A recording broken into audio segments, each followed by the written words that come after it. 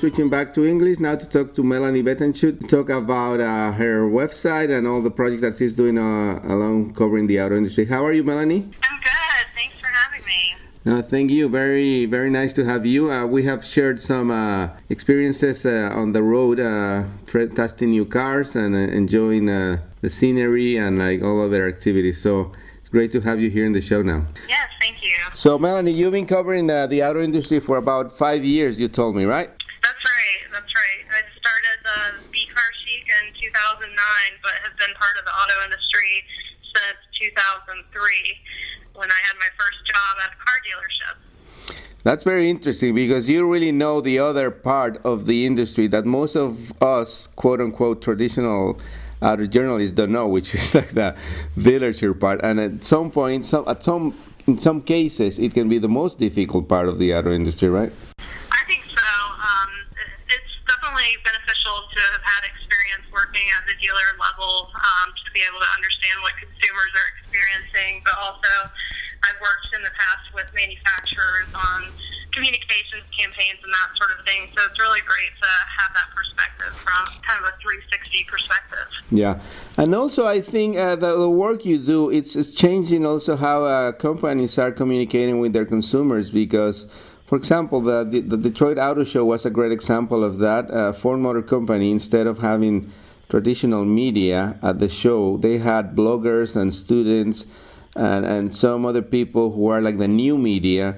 And they had a very interesting open forum house with CEO Mark Fields, and I went to that to hear that, and it was very interesting how there were no scripts, no controls. People could ask whatever they wanted, and Mark Fields felt pretty comfortable delivering his answers. So I thought it was very interesting, and you're part of that change. Yeah, definitely. I have no traditional media background, so I'm just passionate about communications and new media, and I love the auto industry, so that's how I've kind of gone on this path. But technology and the technology tools that we have now, including social media, make it so much easier for manufacturers who seemed at one point, even 5-10 years ago, to be so far away from the consumer from a hierarchical standpoint. It just makes it so much easier for them to connect directly with the people making those purchasing decisions. And you're seeing a lot of manufacturers, and Ford has done a great job of this, reaching out to social media influencers, mommy bloggers, anyone who's got an online presence and they want to kind of get them in front of their product and get a different, fresh perspective from the traditional auto journalist beat where, that's also very valuable, but this is just kind of broadening their coverage. Yeah, because I understand the value of the traditional media, like especially like the big magazines that have huge audiences, and then some other outlets. I think I don't want to talk about myself, but this show is like another alternative. For like bilingual Hispanics, and we share all the information as we can. But also some of the traditional, like old school auto journalists, don't really, I'm not going to say don't appreciate, but I think they don't understand the impact of something like the work that you do.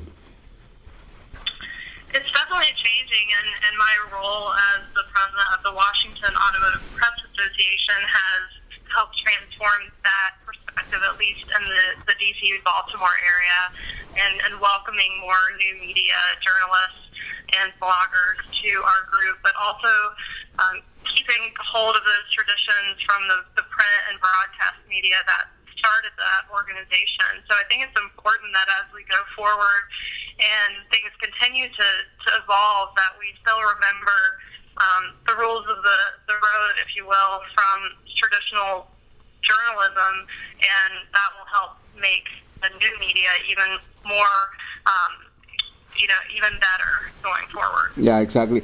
But so, for example, I've seen bloggers and like mommy bloggers that have thousands of followers. So when they put out a tweet or an Instagram picture or Facebook post, that immediate reach it has a huge impact, and that's why I guess car companies have decided to go this way, right? Exactly. It's people are connecting with others on a human level. That's what brands always are striving to do, and I think the Mark Fields example is a great one that you point to from the auto show. Bringing that kind of humanized element to the communication from a brand as large as Ford can really make a large impact on just everyday people, not including those who have a social media influence. Yeah. So do you have an example of something that you have posted that has had some immediate impact in somebody who is in the process of deciding to buy a car or leasing something or have a question with a dealership or something like that from your website? Yeah, I think, I've posted a lot about, not being afraid to go to the dealership. Don't be afraid as a salesperson. That was one of the first things that I kind of wrote about, or the things that I learned working at a dealership and giving that inside scoop. The best thing is for consumers to be prepared. There's a lot better resources out there for them to do their online research and really be prepared as they're going in, so that they don't have to be intimidated or uncertain of what it is that they're going to look at the dealership or what the price is going to be. So today, I think the consumer definitely has the upper hand in negotiating their price. Yeah, but there's some homework to do, right? I mean, it's not like magic. It's just you have to really be prepared to know what you're talking about, and especially what you're going to hear at the dealership. Absolutely. The dealer lot is almost like walking into the grocery store today in America. You have so many choices of everything. It's almost choice decision overload. So you really have to whittle it down to what are you looking to get out of this vehicle? What's your budget? And, what do you want this car to do for you? Before you can go in and kind of get that emotional attachment by test driving a vehicle. Yeah, it can be overwhelming. I mean, there's so many options and good options. I mean, I don't think there's a bad car anymore out on the market, so you have to be really smart. We're talking to Melanie Batenchuk. She's the founder of beacarchick.com.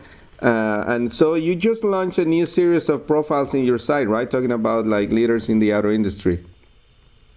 Yeah, we just launched the How I Drive series where we're profiling auto industry leaders and enthusiasts, kind of asking them about 7 or 8 questions of what's their driving style and just getting those details of either their everyday commute or what they're passionate about when they're driving, their must-haves in a car.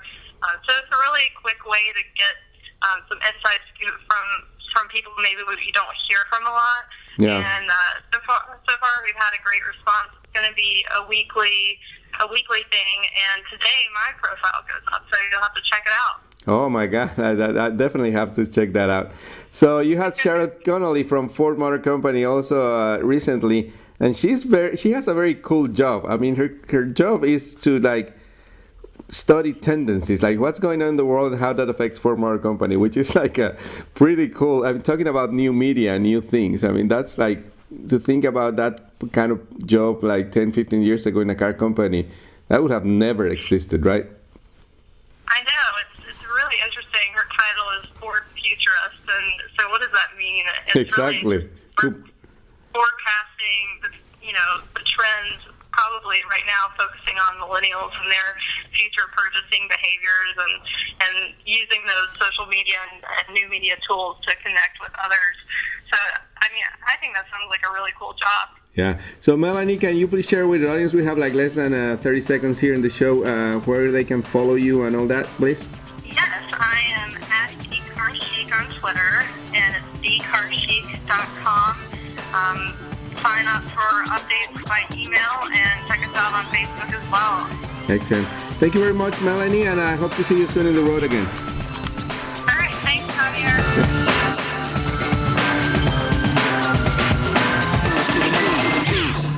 Este programa fue una producción de National Latino Broadcasting.